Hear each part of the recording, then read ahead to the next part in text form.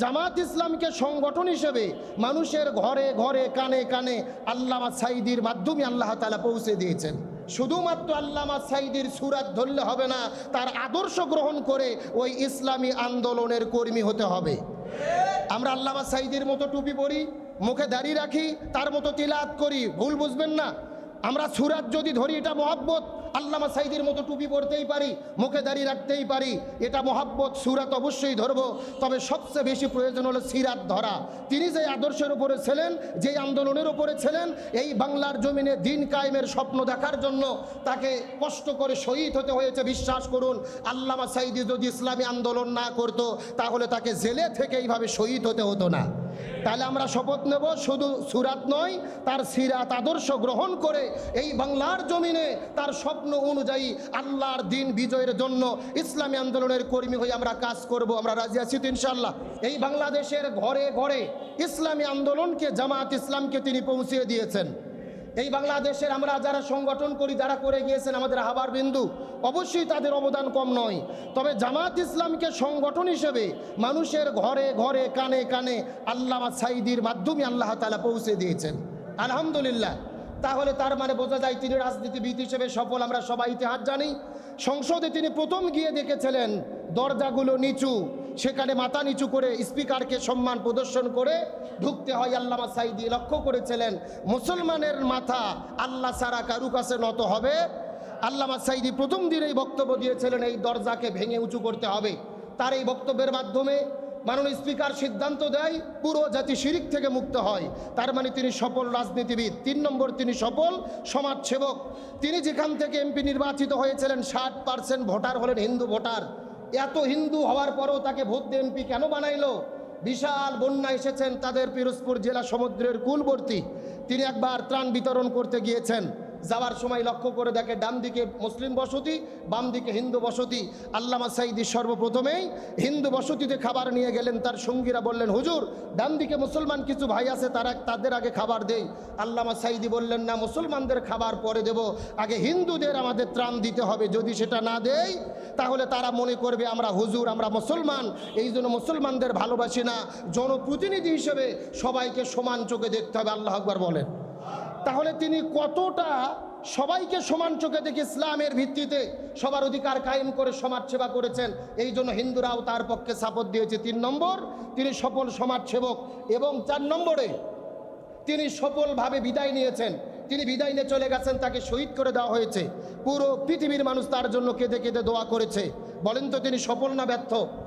এমনও এমপি মন্ত্রী মারা যায়, যারা মারা যাওয়ার পরে মানুষেরা ইন্না লিল্লাহ বলা দূরের কথা, অনেকে আলহামদুলিল্লাহ বলে। অথচ আল্লামা সাঈদীর জন্য মানুষেরা কেঁদে কেঁদে দোয়া করেছে। আমার মা বোনেরা রোজা থেকে তাহাজ্জুদের নামাজ পড়ে দোয়া করেছে। এই জন্য একজন কবি বলেছে, যেদিন তুমি এসেছিলে ভবে কেঁদেছিলে তুমি, হেসেছিল ভুবন, এমনও জীবন তুমি করিবে গঠন, মরণে হাসিবে তুমি, কাঁদিবে ভুবন। এই জন্য আল্লামা সাঈদী সফল। তার কারণ তিনি সফল ধর্ম প্রচারক। 2 নম্বর, তিনি সফল রাজনীতিবিদ। 3 নম্বর, তিনি সফল সমাজসেবক। 4 নম্বর, সফলভাবে আল্লাহ বিদায় করে নিয়েছেন। তার আশা ছিল আল্লাহ যেন শহীদ করে। আমরা বিশ্বাস করি তাকে 13 বছর জেলে রেখে তার শরীরে বিষ ঢুকাইয়া বিদায় করা হয়েছে। এর ওসিলে আল্লাহ তাকে শহীদ হিসেবে কবুল করবেন ইনশাআল্লাহ। এবং তার সর্বশেষ আমি যেই কথা বলবো, ওনার আশা ছিল আল্লাহ বাংলার জমিন যেন কোরআনের রাষ্ট্র হয়। আপনাদের জিজ্ঞেস করতে চাই, তিনি বিদায় নিয়েছেন, এই দেশ কি কোরআনের রাষ্ট্র হয়েছে? সুতরাং আমাদের শপথ নিতে হবে এই বাংলাদেশটাকে কোরআনের রাষ্ট্র করার জন্য শুধুমাত্র আল্লামা সাঈদীর সুরাত ধরলে হবে না, তার আদর্শ গ্রহণ করে ওই ইসলামী আন্দোলনের কর্মী হতে হবে। আমরা আল্লামা সাঈদীর মতো টুপি পরি, মুখে দাড়ি রাখি, তার মতো তিলাওয়াত করি, ভুল বুঝবেন না। আমরা সুরাত যদি ধরি এটা মহব্বত, আল্লামা সাঈদীর মতো টুপি পরতেই পারি, মুখে দাড়ি রাখতেই পারি, এটা মহব্বত, সুরাত অবশ্যই ধরবো। তবে সবচেয়ে বেশি প্রয়োজন হলো সিরাত ধরা। তিনি যে আদর্শের উপরে ছিলেন, যেই আন্দোলনের উপরে ছিলেন, এই বাংলার জমিনে দিন কায়েমের স্বপ্ন দেখার জন্য তাকে কষ্ট করে শহীদ হতে হয়েছে। বিশ্বাস করুন, আল্লামা সাঈদী যদি ইসলামী আন্দোলন না করতো তাহলে তাকে জেলে থেকে এইভাবে শহীদ হতে হতো না। তাহলে আমরা শপথ নেব, শুধু সুরাত নয়, তার সিরাত আদর্শ গ্রহণ করে এই বাংলার জমিনে তার স্বপ্ন অনুযায়ী আল্লাহর দিন বিজয়ের জন্য ইসলামী আন্দোলনের কর্মী হয়ে আমরা কাজ করব। আমরা রাজি আছি তো ইনশাআল্লাহ? কারা কারা রাজি একটু হাত তোলেন দেখি। লিল্লাহি তাকবীর। আল্লাহ তাআলা আমাদের সকলকেই কবুল করুক, বলেন আমিন। শহীদ আল্লামা দিলওয়ার হোসেন সাঈদী রহিমাহুল্লাহ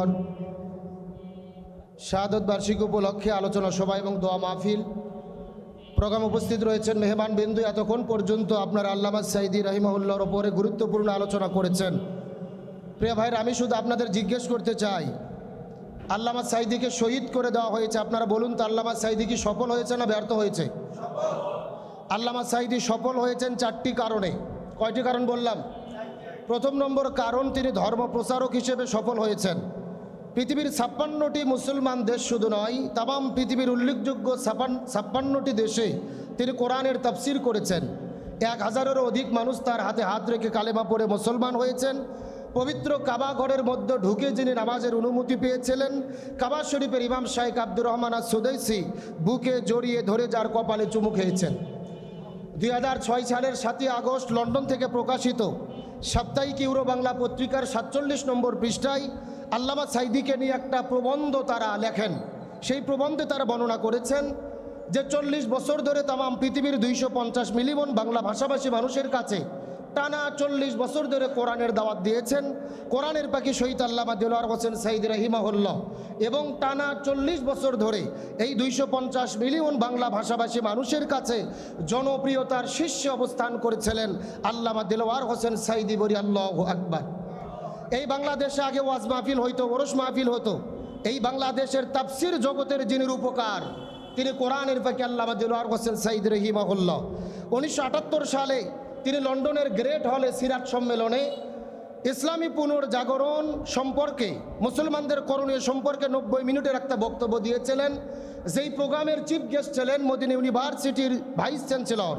তার বক্তব্য শোনার পরে মুগ্ধ হয় এবং আল্লামা সাঈদীকে মদিনা ইউনিভার্সিটি ভিজিটের আমন্ত্রণ করেন, এবং 1983 সালে তিনি সৌদি আরবের বাদশার আমন্ত্রণে সৌদি আরব ভিজিট করেন। রাষ্ট্রীয় মেহমান হিসেবে হজ আদায় করেন। পবিত্র কাবা ঘরের মধ্যে ঢুকে নামাজের অনুমতি পান। এখানেই শেষ নয়, 1983 সালে আয়াতুল্লাহ আলী খামেনির আমন্ত্রণে তিনি ইরান সফর করেন, মিশর সফর করেন, এবং 1991 সালে ইরাক কুয়েত বন্ধ করার জন্য মীমাংসা বৈঠক হয় মক্কায়। সেই মীমাংসা বৈঠকে বাংলাদেশের প্রতিনিধি হিসেবে আল্লামা দেলোয়ার হোসেন সাঈদী রাহিমাহুল্লাহ যোগ দেন, এবং 1991 সালে Islamic circle of north America কর্তৃক আল্লামা সাঈদীকে আল্লামা ডিগ্রিতে ভূষিত করা হয়। এখানে শেষ নয়, 1993 সালে জাতিসংঘের সামনে আমেরিকান ডে প্যারেড সম্মেলনে আল্লামা সাঈদীকে গ্র্যান্ড মার্শাল পদক দেওয়া হয়। আমি আপনাদের বুঝাতে চাচ্ছি, তাহলে ধর্ম প্রচারক হিসেবে তিনি কি সফল ছিলেন না ব্যর্থ ছিলেন? 2 নম্বর, তিনি সফল, তিনি ছিলেন সফল রাজনীতিবিদ। তিনি কি শুধু ধর্ম প্রচারক ছিলেন নাকি রাজনীতিবিদ ছিলেন? এই বাংলাদেশের মানুষের ধারণা ছিল যে মোল্লার দৌড় হলো মসজিদ পর্যন্ত, কিন্তু আল্লামা সাঈদী প্রমাণ করেছেন মোল্লার দৌড় হলো শুধু মসজিদ পর্যন্ত নয়, মোল্লার দৌড় সংসদ পর্যন্ত।